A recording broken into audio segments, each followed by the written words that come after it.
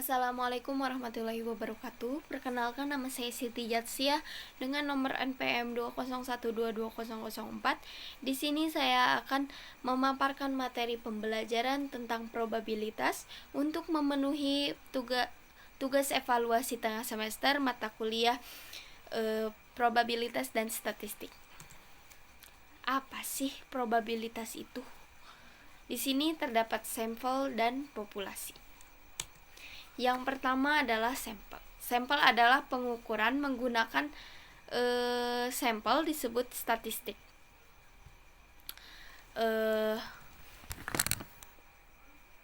Statistik dapat dipresentasikan dalam bentuk tabel atau grafik untuk melihat persebaran data. Persebaran data dari statistik dapat digunakan untuk memperkirakan peluang suatu kejadian atau peristiwa. Nah, probabilitas di sini yaitu peluang. Itu probabilitas menurut sampel. Sekarang adalah populasi. Populasi pengukuran menggunakan populasi disebut parameter. Parameter tersendiri pada dasarnya sama seperti statistik, akan tetapi data yang digunakannya adalah populasi. Persebaran data dari populasi dapat digunakan untuk memperkirakan peluang dari suatu kejadian atau peristiwa. Itu berarti peluang itu menurut sampel dan populasi itu adalah probabilitas. Oke. Next. Di sini ada teori probabilitas. Teori probabilitas sendiri memiliki beberapa teori, tapi di sini saya akan menjelaskan tentang aturan penjumlahan atau aturan khusus. Apa itu aturan penjumlahan? Aturan penjumlahan terjadi apabila terdapat dua kegiatan. Misalnya kegiatan 1 terjadi sebanyak A cara dan kegiatan 2 terjadi sebanyak B cara, maka dua kegiatan tersebut akan terjadi sebanyak A plus B. Mungkin seperti ini ya, contohnya si A itu misal hari Rabu. Nah, kalau si B itu adalah si Kamis.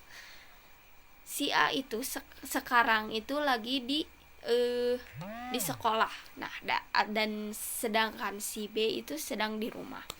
Jadi aturan penjumlahan itu bisa disebut juga dengan tidak bisa dikerjakan dalam satu waktu bersamaan.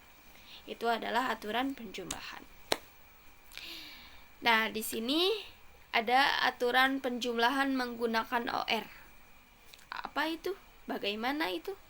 Nah, di sini ada contohnya seperti di kelas 3 SD yang menyukai permainan bola voli ada 4 orang, sementara yang menyukai permainan sepak bola hanya 3 orang.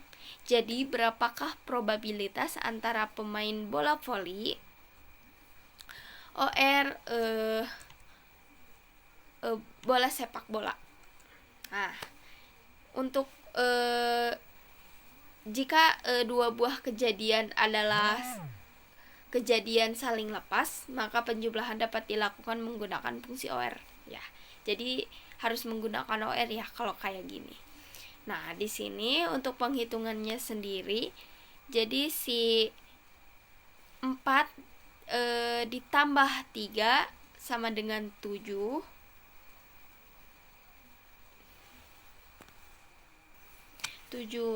Lalu yang si 0-nya itu bisa disimpan di belakang 7 itu. Nah, jadi hasilnya itu adalah 70. Oke, next. Aturan penjumlahan komplement.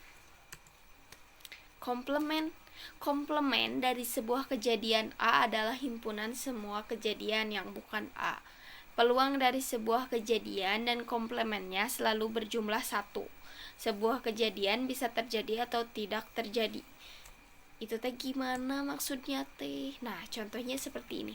Diketahui probabilitas suatu sistem yang berjalan dengan baik adalah 0,6. Lalu, tentukan probabilitas sistem tersebut yang gagal bekerja.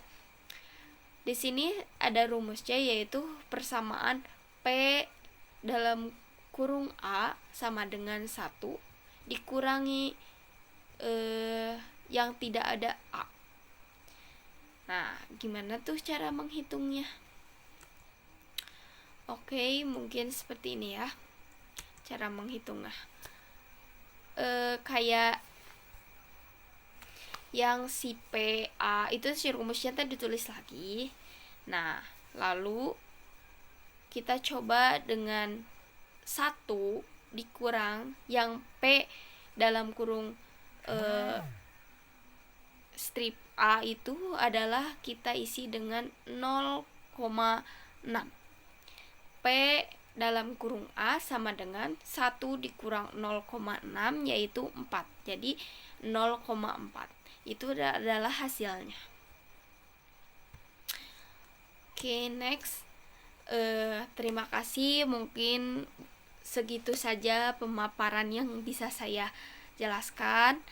Maaf bila ada kesalahan dan boleh mengkoreksi kesalahan saya. Sekian dari saya. Terima kasih. Wassalamualaikum warahmatullahi wabarakatuh.